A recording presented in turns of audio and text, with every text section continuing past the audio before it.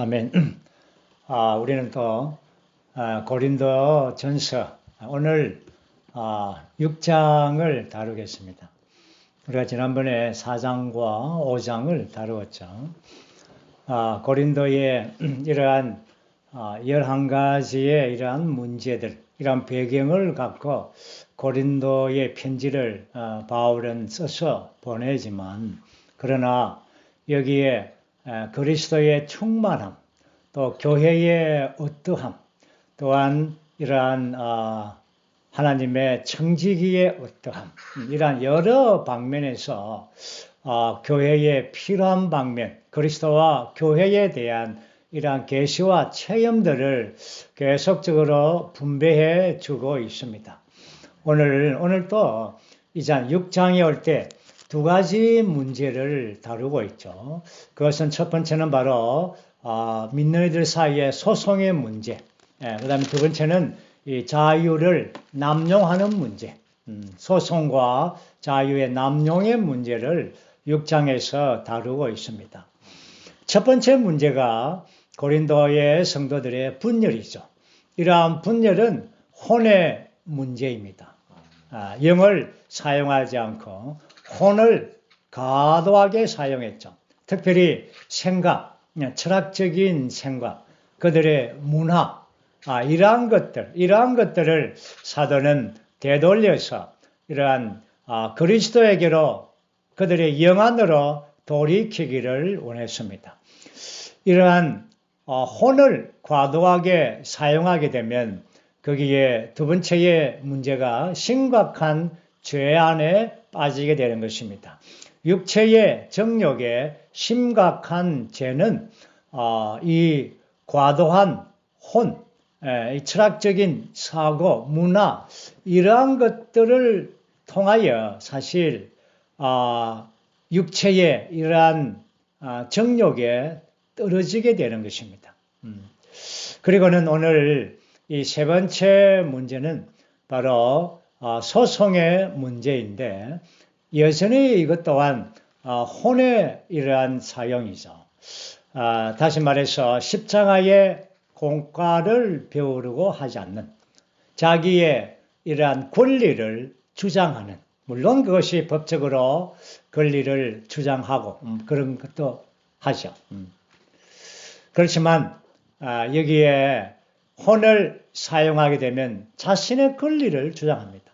헛된 영광을 구하고 손실을 보려고 하지 않죠.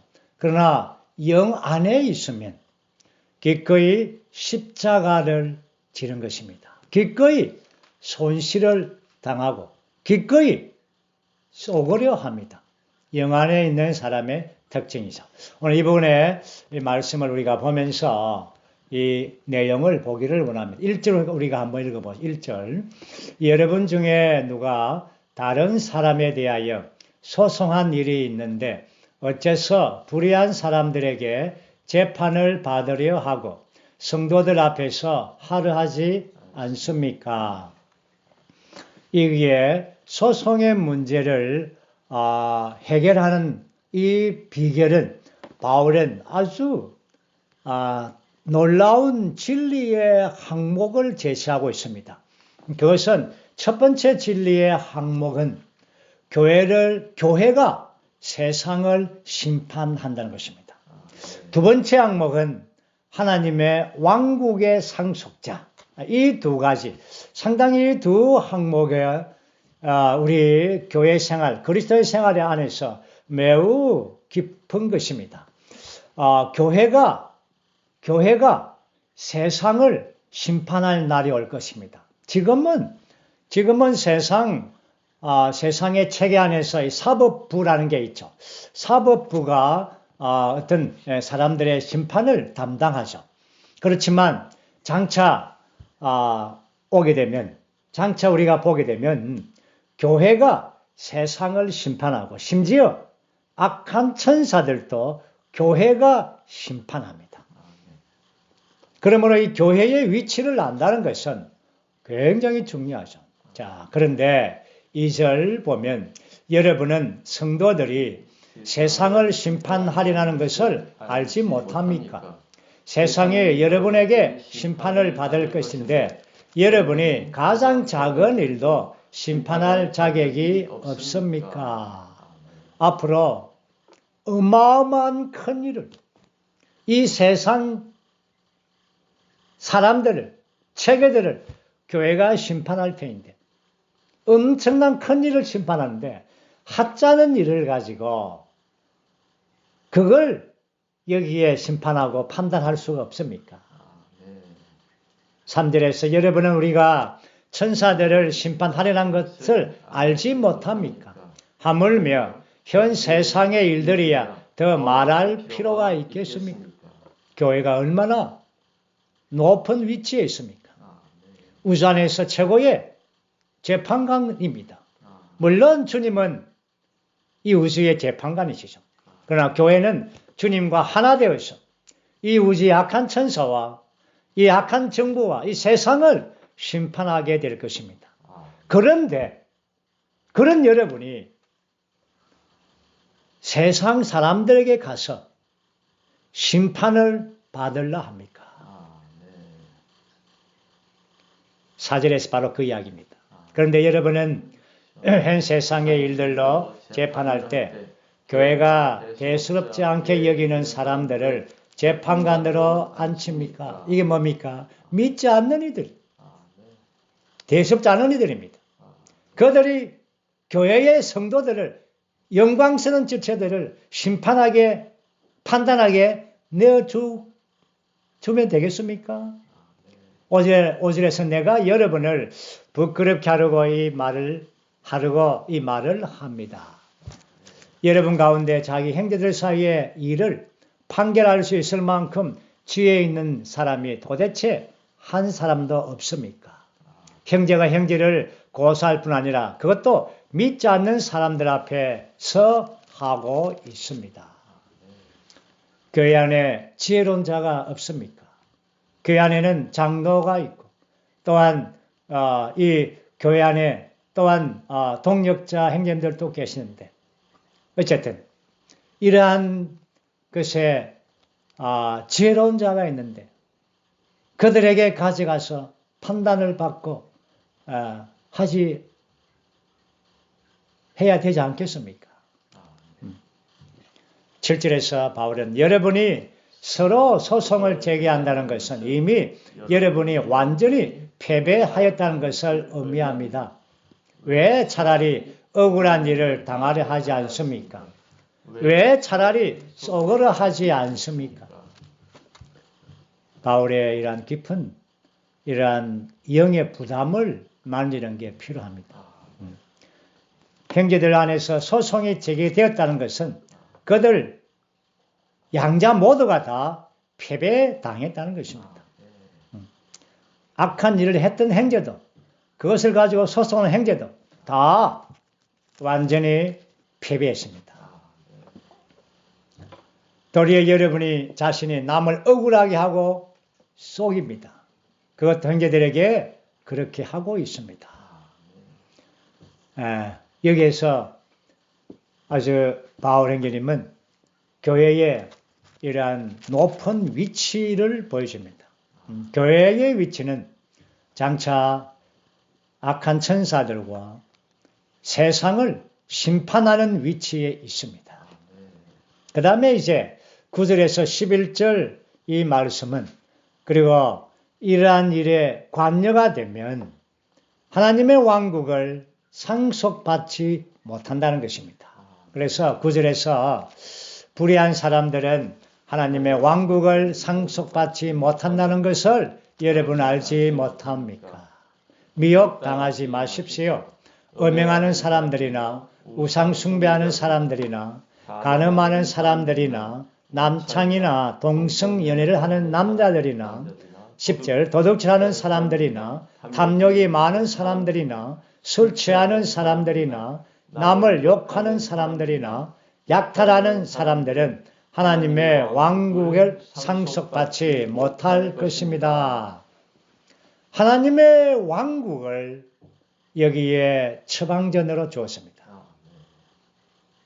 하나님의 왕국이라는 단어를 들을 때 우리 모든 믿는 이들은 거기에 하나가 느끼는 것이 있습니다. 그것이 뭡니까? 바로 하나님의 의입니다. 하나님의 왕국은 하나님의 의를 기초로 하고 있습니다. 의가 하나님의 왕국의 기초이죠. 마태복음 5장에서도 우리의 의가 바리새인들보다 높지 않으면 우리의 의이신 그리스도. 다시 말해서 우리가 하나님과 사람과 모든 방면 앞에서 우리가 하나님의 왕국 안에 있다면 우리가 의로워야 되는 것입니다. 불의한 것이 아니죠. 이 불의한 사람을 이제 드러낸 것입니다. 11절은 이제 이 문제에서 결론의 이제 구절입니다. 여러분 가운데 이런 사람들이 들어 있었습니다. 그러나 여러분은 주 예수 그리스도의 이름 안에서 또 우리 하나님의 영 안에서 씻어졌고 거룩해졌고 의롭게 되었습니다.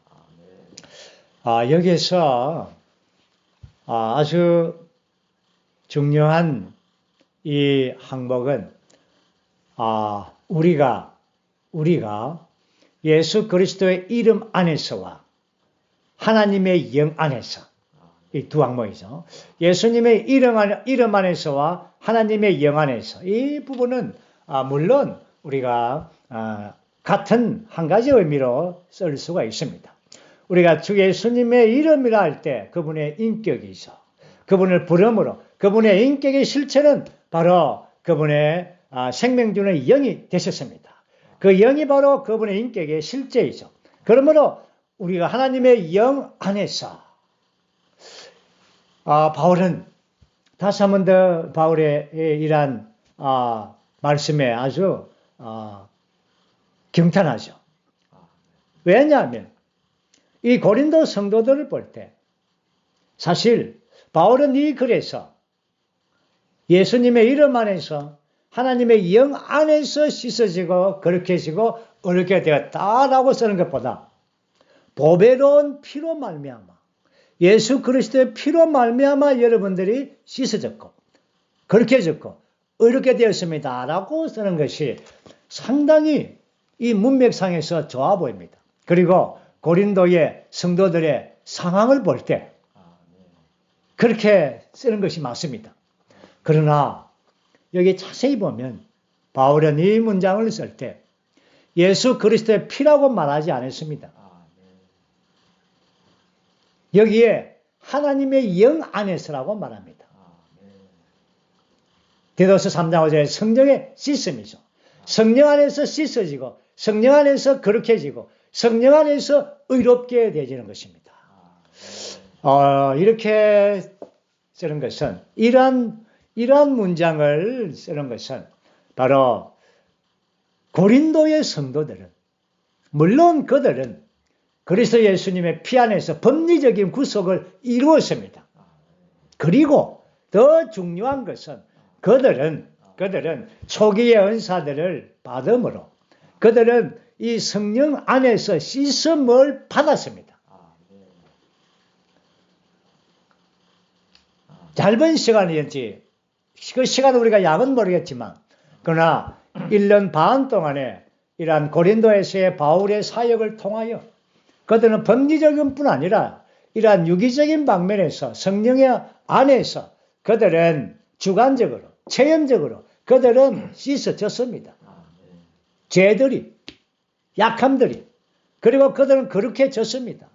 주관적으로 여러분 그리고 어렵게 되어졌습니다. 체험적으로 그렇게 되어졌습니다.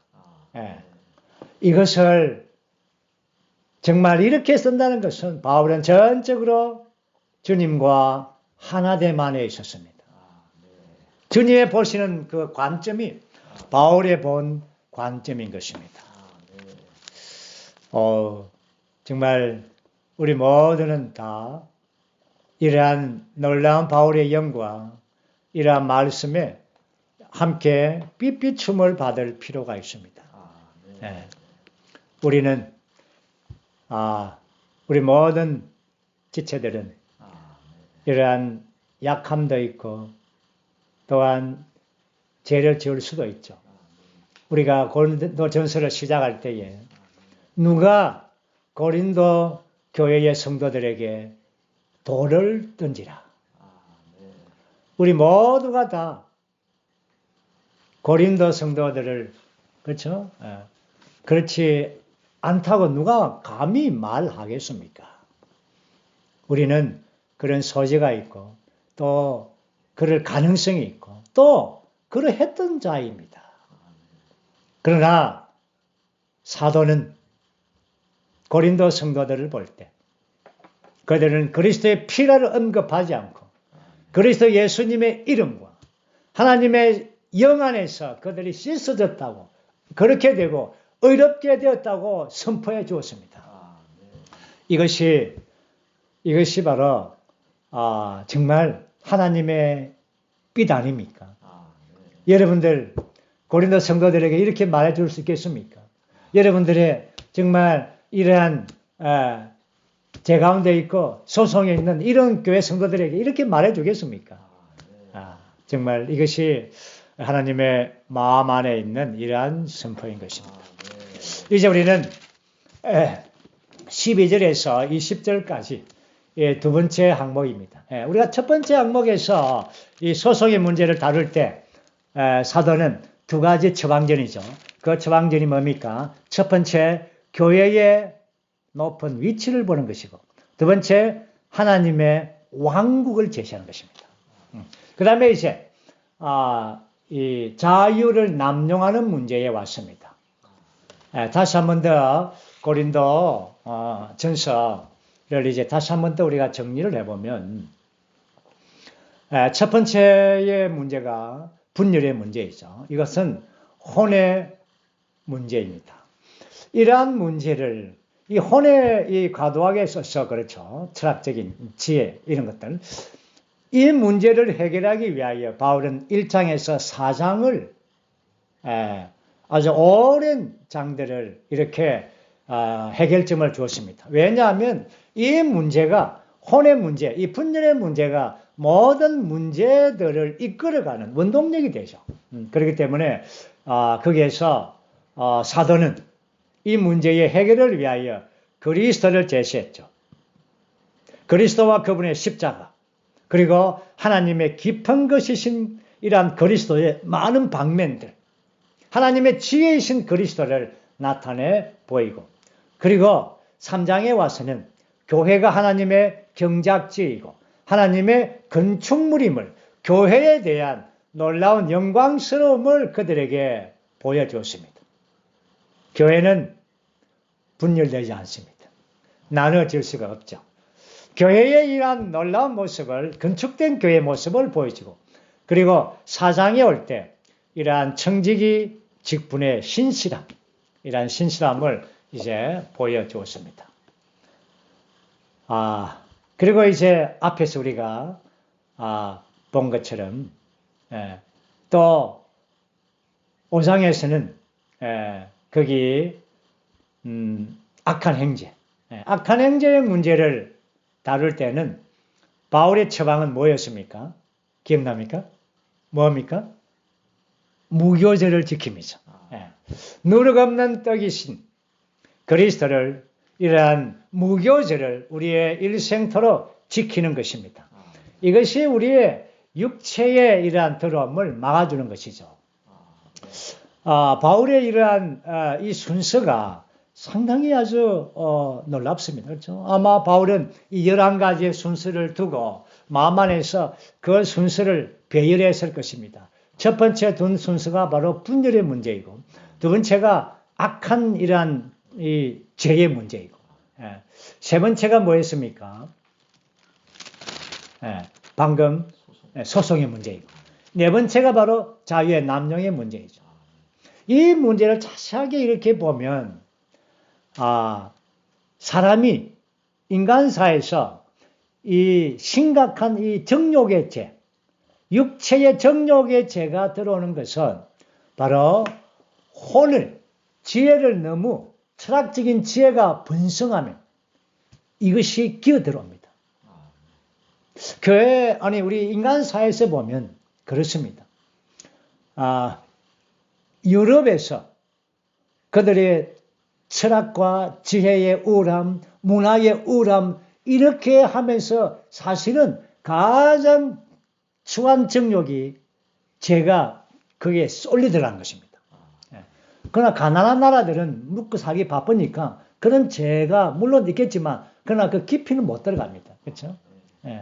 이제 소위 이란 혼적이고 지혜롭고 막 이렇게 하면 아주 막 문화적으로 음악적으로 또 여러 가지 연극적으로 또 여러 가지 뭐 이런 걸 해가지고 뭐 체인징 뭐 파트너 해가지고 막 이렇게 춤을 뭐 이런 것들이 다 문화 아닙니까? 그것이 바로 가장 깊은 음행에 빠지는 것입니다. 어디 다른 나라에서 방글라에서는 그렇게 뭐 문화 그렇게 안 하니까 그렇게 심각한 죄는 안 들어가겠죠. 예, 역사가 그렇습니다. 역사가.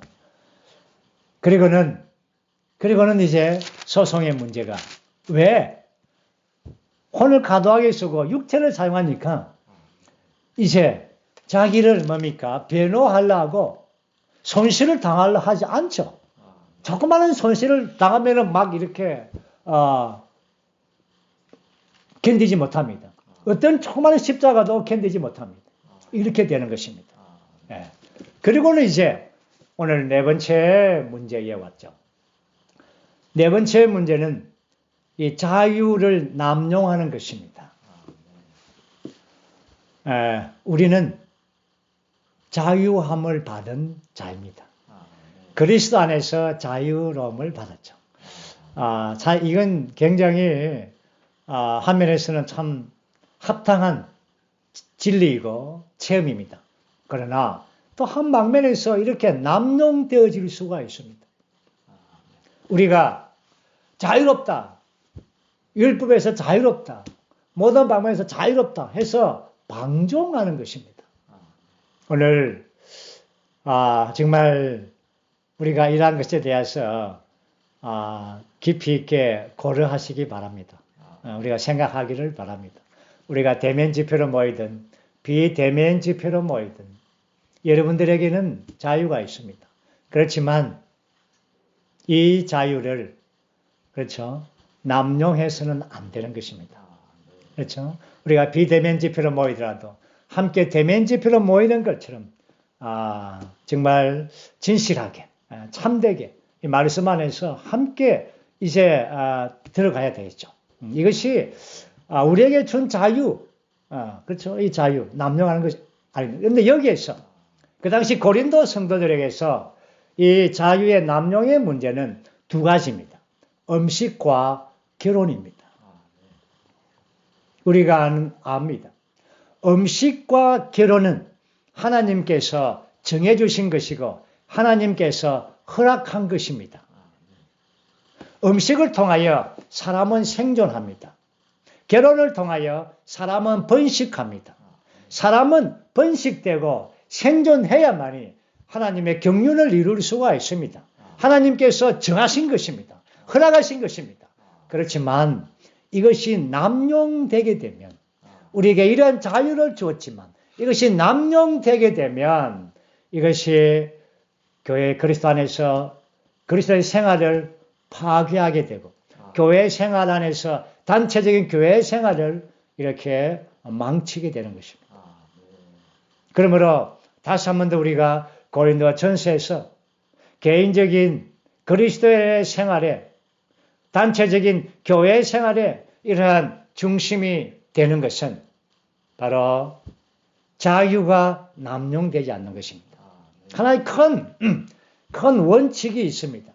우리 그리스도인의 개인적인 그리스도인 생활과 단체적인 교회 생활과 유기적인 몸의 생활에 하나의 큰 원칙이 있습니다. 그 원칙이 무엇입니까? 12절입니다. 12절 말씀을 읽어보겠습니다. 모든 것이 나에게 허용되지만 모든 것이 유익한 것이 아니요.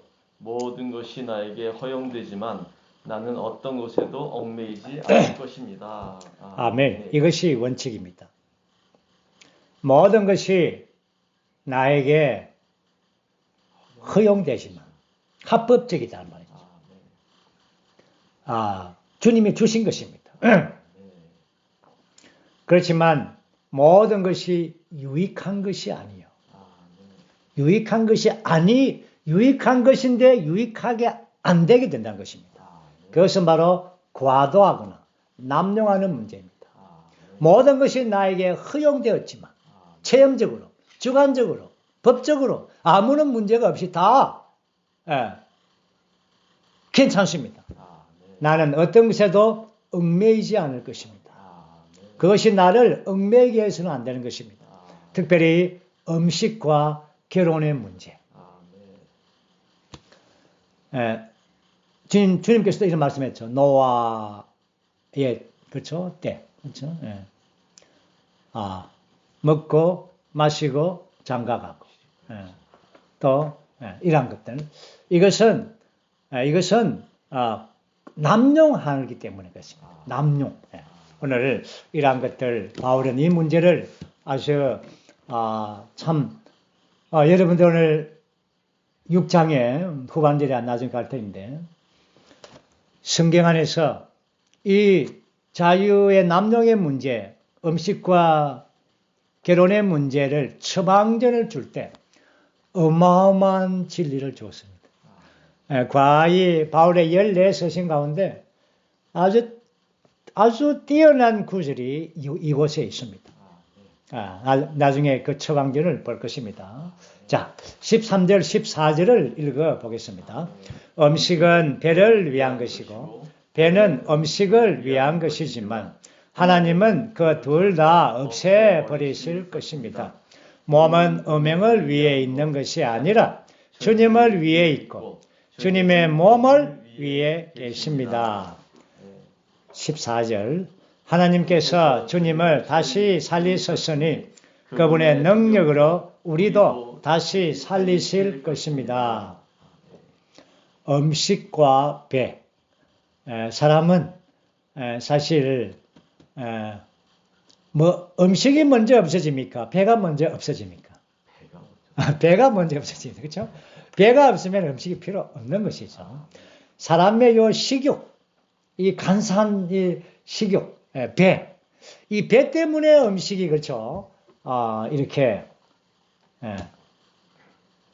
이 배의 이 음식에 대한 식욕, 이 식탐. 저도 참 이 부분에 대해서 어쨌든 마음 약함이 있습니다만 이 음식을 이 배는 음식을 이렇게 요구하지 않습니까? 그런데 이것이 과도한 것을 요구하려고 하죠. 남용하는 것입니다. 그렇죠? 이렇게 하나님은 수많은 이 땅에서 어마어마한 음식을 다 주었습니다. 그렇죠? 식물, 동물, 모든 것이 사람의 음식입니다. 엄청난 음식입니다. 그렇죠? 다 우리의 배 안에 들어올 수 있는 겁니다. 그렇지만 우리는 이러한 음식, 배만을 위해서 이러한 과도한 음식, 이러한 것들, 그렇죠? 사실 몸을 망치게 할 수도 있습니다. 그렇죠? 지금 현재 이 과도한 음식 때문에 몸이 많이 상하죠. 그렇죠? 이 간단한 음식이 몸을 그렇게 상하는 것보다 이 과도한 음식이 몸을 상합니다. 물론 음식도 너무 약하면 안 되겠죠. 너무 작으면 몸도 상하겠죠. 그렇지만 적당한 균형 잡힌 음식은 필요합니다. 몸을 위해서. 그렇죠? 자, 이제 이 음식과 몸, 이 몸에 대하여 이제 나오는데 14절은 이 몸이죠. 그렇죠? 13절 후반절에서 이제 몸인데 이 몸이 음행을 위해 있느냐, 주님을 위해 있느냐. 이것이 아주 그 당시 고린도 이제 성도들에게는 큰 질문. 지금도 마찬가지입니다. 우리의 몸은 주님께서 최종적으로 우리 몸을 변형시켜 줄 것입니다.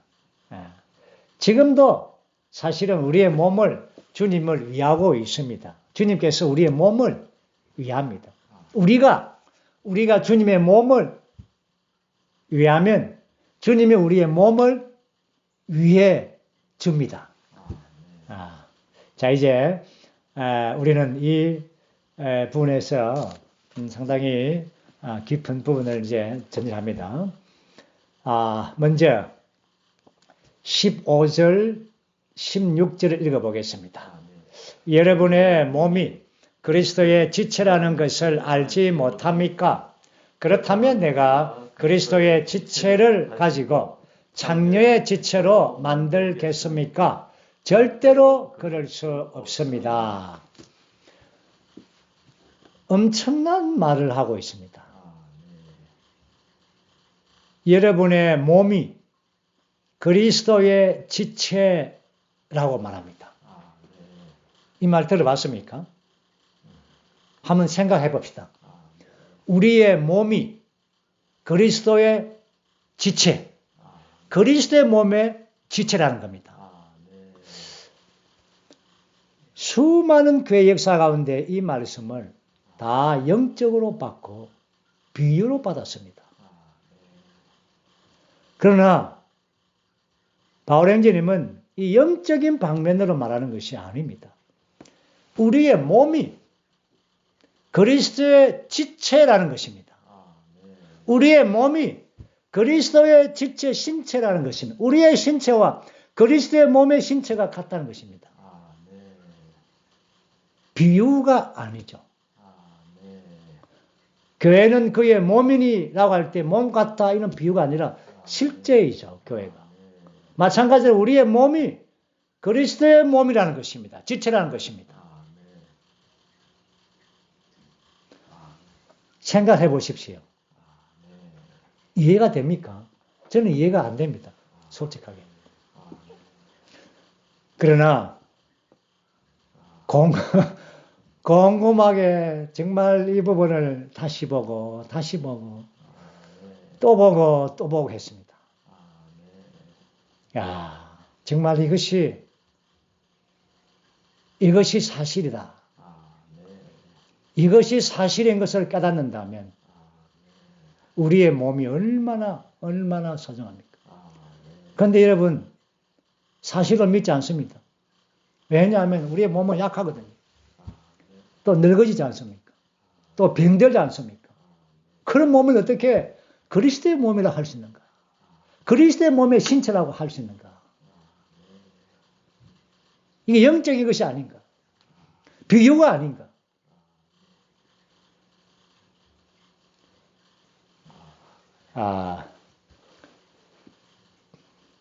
17절 한번 읽어보죠. 그러나 주님과 합하는 사람은 주님과 한 영입니다. 이제부터 이 비밀이 열립니다. 이제부터 이 비밀이 열리고 있습니다. 주님과 합하는 사람은 주님과 한 영입니다. 이 구절은 성경의 모든 구절보다 매우 탁월한 구절입니다.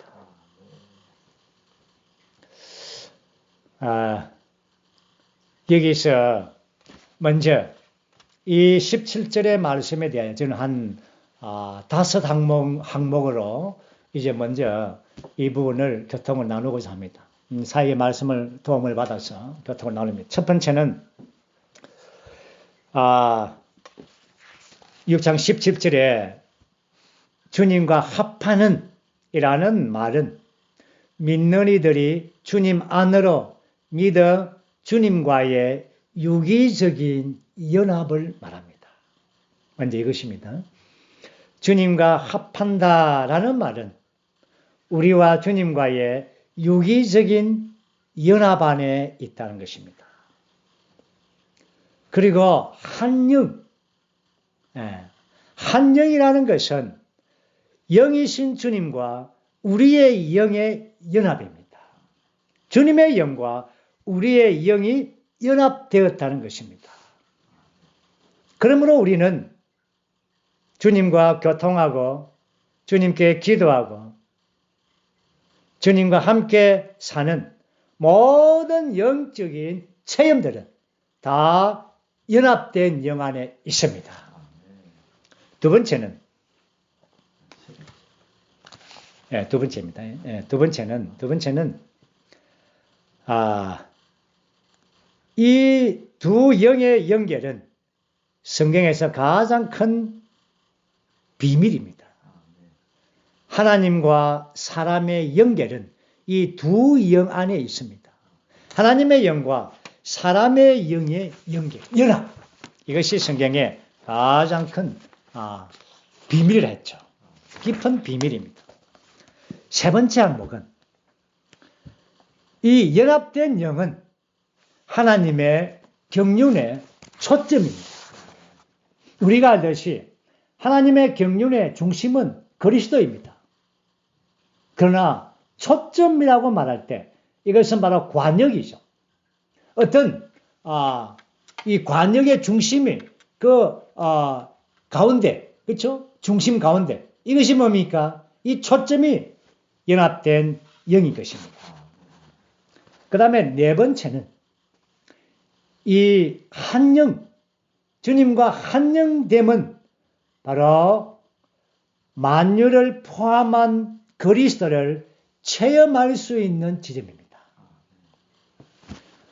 그러므로 연합된 영은 우리가 그리스도의 모든 풍성함, 청량할 수 없는 그리스도의 풍성, 하나님의 지혜이신 그 깊은 것이신 그리스도를 체험할 수 있는 길은 연합된 영인 것입니다. 그러므로 우리는 연합된 영을 통하여 주 예수님과의 교통 안에 계속적으로 머물러 있다면 우리는 그리스도를 우리가 체험하고 누릴 수가 있는 것입니다.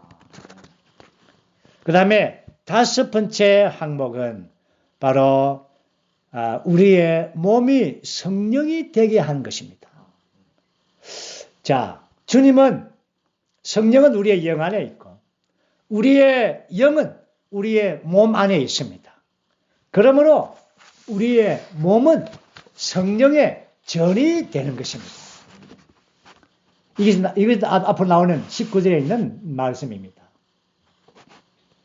우리가 그리스도와 유기적인 이 연합 안에 있기 때문에 그리스도께서는 우리의 영 안에 거하시죠. 그분은 우리의 마음 안에서 생각, 감정, 의심, 우리의 마음 속부분 안에서 그분의 집을 만드십니다.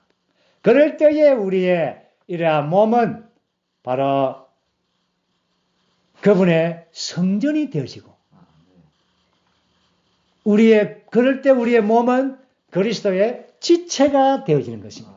그리스도의 몸의 지체가 되어지는 것입니다. 아멘. 이것이 우리가 다섯 방면에서 보았습니다. 이제 우리가 이 부분에 비결을 아마 보았을 것입니다. 이 부분에서 가장 중요한 세 항목은 우리의 몸이 그리스도의 지체가 되는 것이고 주님과 합하는 자는 한 영이 되는 것이고 그리고 19절에서 우리의 몸이 성령의 전이 되는 것입니다. 그 비결이 무엇입니까? 그 비결이 바로 17절입니다. 우리의 몸이 그리스도의 몸의 지체가 될 수 있고 우리의 몸이 하나님의 성령의 성전이 되는 것. 이것의 비결은 주님과 합하는 자는 한 영이라는 것입니다. 아멘. 그러므로 우리는 로마서 8장 11절의 말씀 보면 물론 우리의 몸은 그날 주님 오실 때 영광스러운 몸으로 변형되어져서 영광스러운 몸이 될 것입니다. 주님과 곧 같은 몸이 될 것입니다. 그러나 로마서 8장 11절에서 우리의 죽을 몸에도 생명을 분배한다는 것입니다. 이것은 이제 변형된 몸을 말하는 것이 아니라 우리가 오늘날 교회 생활에 단체적인 교회 생활 안에서 개인적인 그리스도인의 생활 안에서 우리가 죽을 몸에도 신성한 생명이 우리의 생각에 들어올 뿐 아니라 우리의 죽을 몸에도 분배가 되는 것입니다. 그러므로 이제 제가 한 가지를 질문할 텐데 상당히 진리적으로 상당히 깊고 교회 생활을 오래 하신 분들은 조금 이해가 되려면 모르겠습니다. 어쨌든 쉽지 않은 질문입니다. 그러면 이러한 몸은 무슨 몸입니까? 신체적이고 영적인 몸입니다. 신체적이고 영적인 몸? 한마디로 하세요. 한마디로. 이게 주님과 하나 된 몸. 변형된 몸은 아니죠, 그죠? 네. 타락된 몸은 예? 주님의 몸. 제가 이 부분을 간략하게 교통하겠습니다. 저의 이해가 정말 맞기를 원합니다. 제가 아침에 곰곰이 생각했는데, 우리의 몸에는 네 방면을 가지고 있습니다. 우리의 몸에는. 첫 번째는 창조된 몸입니다. 하나님께서 우리의 몸을 창조하셨습니다. 아주 너무나 놀랍지 않습니까? 창조된 몸, 너무나 아주 놀라운 몸입니다. 그리고 두 번째는 우리의 몸이 타락되었습니다. 그때의 우리의 몸을 타락된 몸이라고 합니다. 타락된 몸이죠. 그 다음에 이제 우리가 변형될 때에, 그때의 몸은, 주님 오실 때에 우리의 몸은 변형된 몸입니다.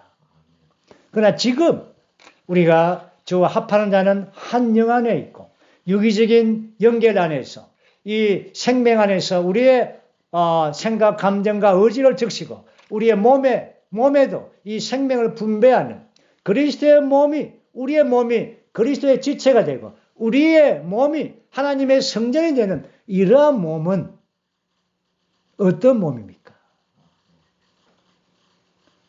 이러한 몸은 물론 순수한 몸이라는 겁니다. 순수한 몸이 무엇인가? 바로 하나님의 그리스도의 몸의 지체가 된, 다시 말해서 그 영으로 우리 존재 안에 스며들어서 몸의 지체의 기능을 발휘하는, 살아있는, 활력 있는 그리스도의 몸의 지체의 기능을 발휘하는 우리의 몸이죠. 그리고 하나님의 성전이 되는 우리의 몸은, 그 몸은 창조된 몸이 아닙니다. 타락된 몸도 아닙니다. 변형된 몸도 아닙니다. 그 몸은 그냥 우리가 순수한 몸이라고 부르는 것입니다. 이것은 바로 우리의 몸에 변화된 어떤 우리 안에서 하나님의 신성한 것들이 역사되어진 그러한 몸이죠. 순수한 몸이라고. 여러분들이 각주를 잘 보면은 거기에 있습니다. 순수하게 된 우리의 몸. 봤습니까? 네, 순수한 몸입니다. 이제 그러므로 우리는 우리의 이 놀라운 몸으로 우리의 몸에 대한 이러한 이상을, 계시를 보았다면 어떻게 음행에 몸을 드리겠습니까? 어떻게 이러한 주님이 싫어하는 것에 몸을 드리겠습니까? 이제 마지막으로 이 10절에 이제 결론의 말입니다. 이 결론의 말은 우리의 몸이 그리스도의 몸의 지체가 되고 하나님의 성전이 될 수 있는 그러한 길을 여기에 제시해 주고 있습니다. 20절 말씀을 읽어보죠. 왜냐하면 하나님께서 값을 치르시고 여러분을 사오셨기 때문입니다. 그러므로 여러분의 몸으로 하나님을 영광스럽게 하십시오. 하나님께서 값을 치르고 우리를 샀습니다. 우리의 영만 산 게 아닙니다. 우리 존재를 산 겁니다. 그 말에는 영과 혼과 몸이 다 포함된 우리를 산 겁니다. 그러므로 이제 우리 존재는 하나님께서 사오셨기 때문에 하나님께 속한 것입니다. 도장을 탁 찍었죠. 옛날에 노예를 사면 그 주인의 어떤 마크 팍 딱 찍지 않습니까? 그래서 나는 어떤 그 노예는 어떤 주인에 속했다 이런 거죠. 우리는 사탄에 속해 있다가 주님께서 그분의 피로서 우리를 사서 하나님의 소유가 되게 했습니다. 그러므로 하나님의 인이 우리를 친 것입니다. 그 영의 인이 도장이 우리를 친 겁니다. 사람들은 세상 사람들 그걸 못 보겠지만 하나님은 다 보여. 하나님 눈에서는 딱 보이죠. 인 친 게. 우리가 어디 있든 세상과 함께만 어울려 있든 인 친 것이 보인다는 말입니다. 우리의 몸이 여러분 그러므로 이제 우리의 몸을 주인께 드려야 안 되겠습니까? 주인께 드리는 것이 하나님을 영광스럽게 하는 것입니다. 이러한 길을 이제 마지막에 제가 로마서 12장 1절을 제가 읽어보겠습니다. 거기 아주 놀라운 말씀이 있습니다. 그러므로 형제님들 내가 하나님의 자비로 말미암아 여러분에게 권유합니다. 여러분의 몸을 하나님께 기뻐하시도록 거룩하고 살아있는 희생제물로 드리십시오.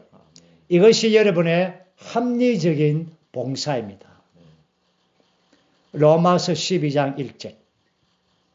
여기 바울은 여러분의 영을, 여러분의 마음을 드리라는 것이 아닙니다.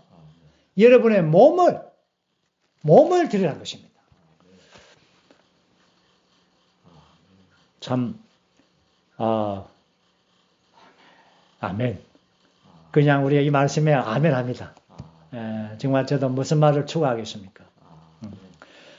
우리의 몸을 하나님께 거룩하고 살아있는 희생제물로 드린다는 의미가 무엇입니까? 이것은 우리의 몸이 첫 번째 가장 중요한 것은 집회에 드린다는 것입니다. 구약의 제물들은 번제물로 태우지 않습니까? 오늘 신약의 우리의 제물들은 집회 가운데 하나님의 만족을 위하여 하나님의 기쁨을 위하여 우리의 몸을 드리는 것입니다. 많은 사람들은 몸이 안 가도 내 마음은 갑니다. 몸이 안 오는데 어떻게 마음이 옵니까?